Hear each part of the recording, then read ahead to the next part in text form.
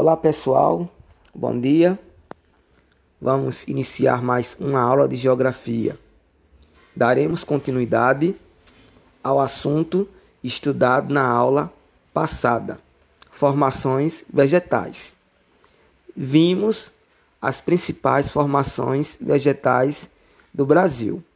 Hoje iremos estudar as formações vegetais do mundo.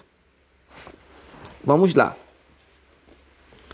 Vocês sabem que há diversas formações vegetais no planeta. Há aquelas que são muito densas, como é o caso das florestas tropicais, além daquelas com menor densidade e diversidade de espécies. É o caso das florestas temperadas. Além da taiga, cujas espécies são homogêneas. Há também formações herbáceas, como as pradarias e os campos.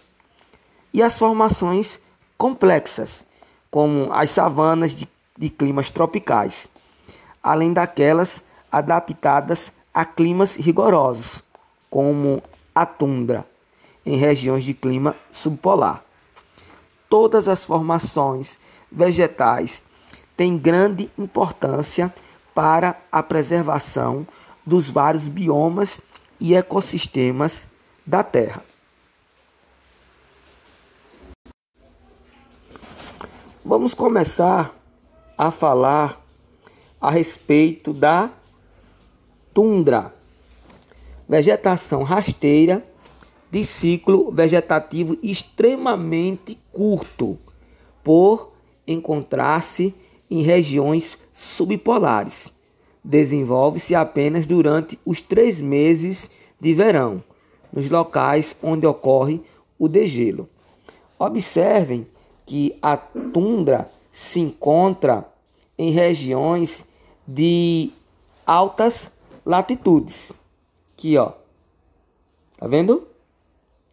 Então, a tundra é uma vegetação rasteira que encontra-se em regiões de altas latitudes.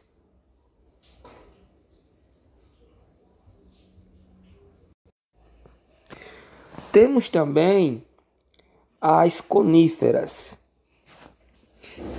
que é uma formação florestal típica da zona temperada. Ocorre nas altas latitudes do hemisfério norte, em regiões de climas temperados continentais, como Canadá, Suécia, Finlândia e Rússia. Aqui, ó, Canadá, a Suécia, Finlândia, Rússia. Neste último país que eu acabei de falar, a Rússia cobre mais da metade do território e é conhecida como taiga. É uma formação bastante homogênea, ou seja, ela não é muito diversificada, na qual predominam pinheiros. Foi largamente, durante os séculos, explorada. O objetivo era a retirada de madeira para ser usada como lenha e como matéria-prima para a fabricação de papel e de móveis.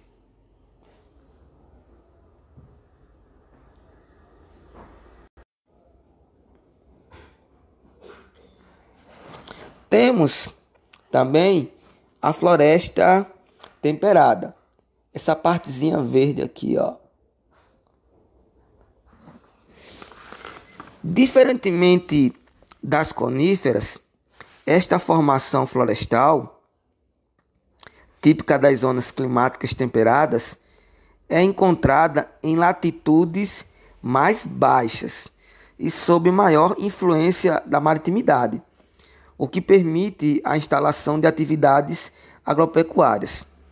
Seu desmatamento resultou da incorporação de novas áreas para a agricultura mecanizada de grãos. Estendia-se por grandes porções da Europa centro-oriental. Atualmente, subsiste na Ásia na América do Norte e em pequenas extensões da América do Sul e da Oceania. Observe aqui, ó. Europa, América do Norte. Estão vendo aqui, ó? Pequenas extensões aqui, ó, da Austrália e também da América do Sul.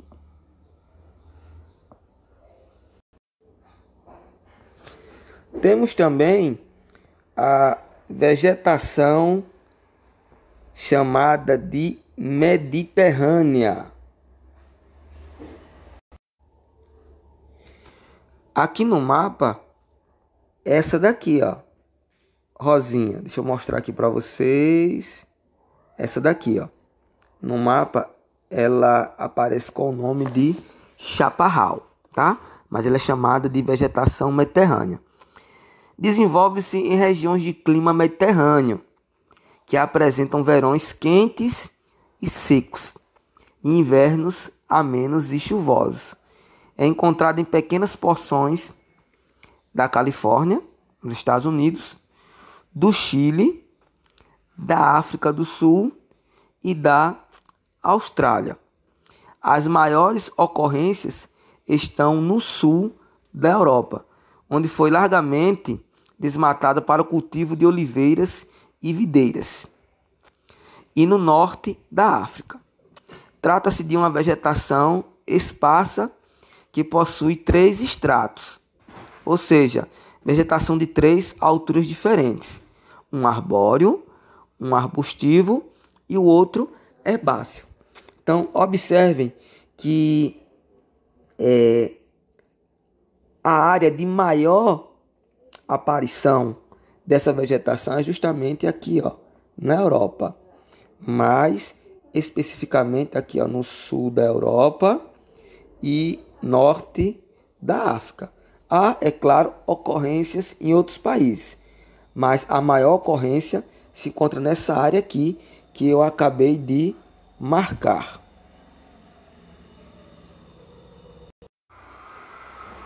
Vamos falar agora das áreas desérticas.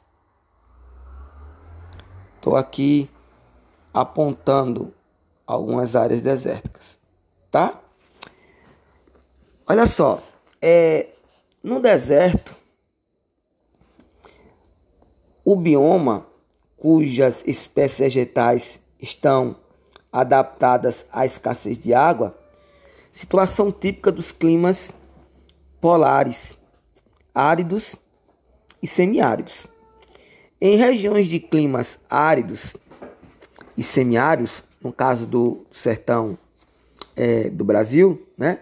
Quer dizer, no caso da região árida que se encontra no sertão nordeste, desenvolve-se os desertos quentes, cujas espécies são xerófilas ou xerófitas, destacando-se as cactáceas. Algumas dessas plantas são suculentas, armazenando água no caule.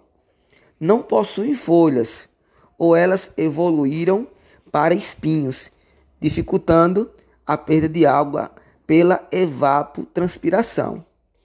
Essas plantas aparecem nos desertos da América, África, Ásia e Oceania, ou seja, em todos os continentes, com exceção da Europa.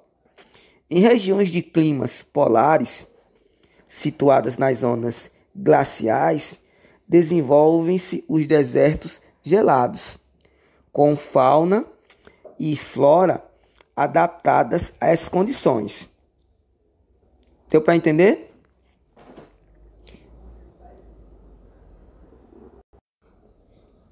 Quando falamos de desertos, é interessante a gente entender que há os desertos quentes e os desertos gelados, porque a ideia de deserto nos remete a algo despovoado, ok? Vamos falar agora dos campos de regiões temperadas. Vamos falar agora de regiões que são ocupadas por vegetações rasteiras, ok? Que no mapa é representada por essa parte aqui, ó, amarela.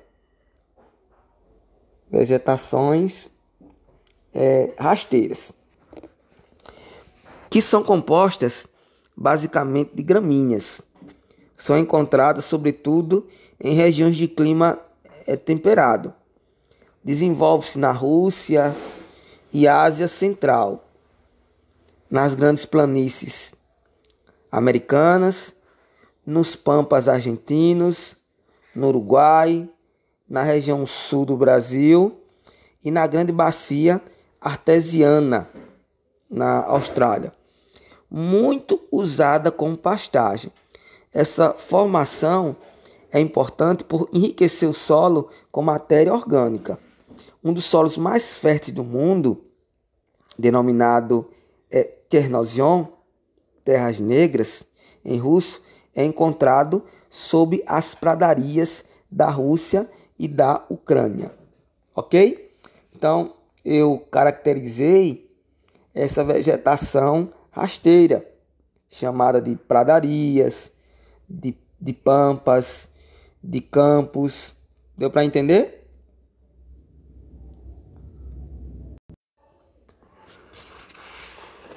Vamos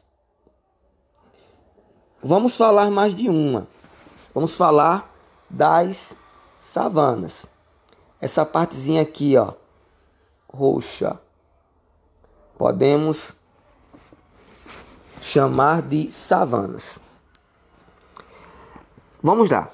Em regiões onde o índice de chuvas é elevado, porém concentrado em poucos meses do ano, podem se formar florestas que perdem totalmente as folhas durante a estação seca.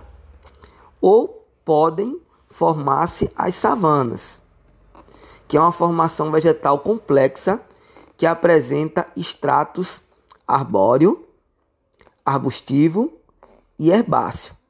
As savanas são encontradas em grandes extensões da África, como podemos ver aqui no mapa. Na América do Sul, no caso aqui no Brasil, né?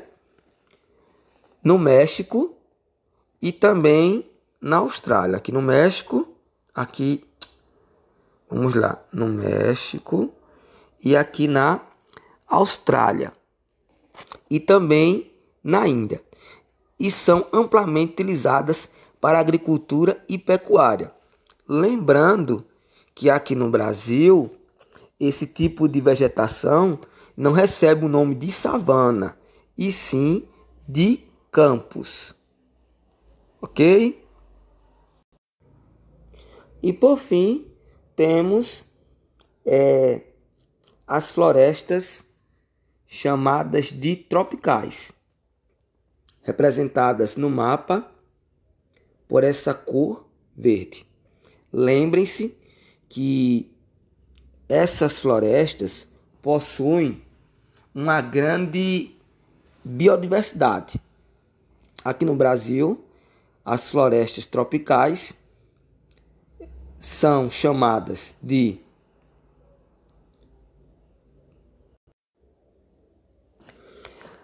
Mata Atlântica e Floresta Amazônica. Nós temos aqui a Mata Atlântica e aqui nós temos a Floresta Amazônica. Como bem falei na outra aula, a Floresta Amazônica ela se estende por outros países.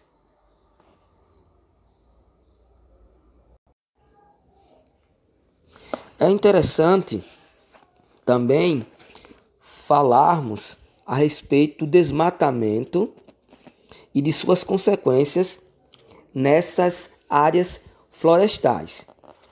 Um dos mais lesivos impactos ambientais é a devastação das florestas, sobretudo as tropicais, que são as mais ricas em biodiversidade, como falei anteriormente. Essa devastação, conforme se pode constatar, deve-se basicamente a fatores econômicos.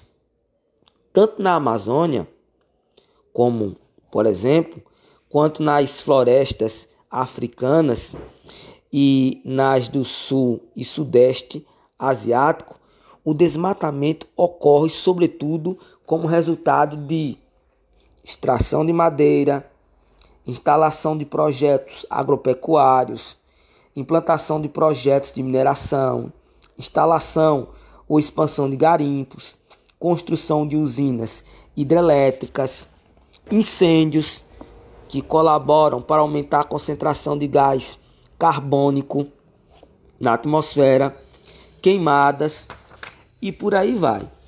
A primeira consequência do desmatamento é o comprometimento da biodiversidade, como resultado da diminuição ou, muitas vezes, da extinção de espécies vegetais e animais.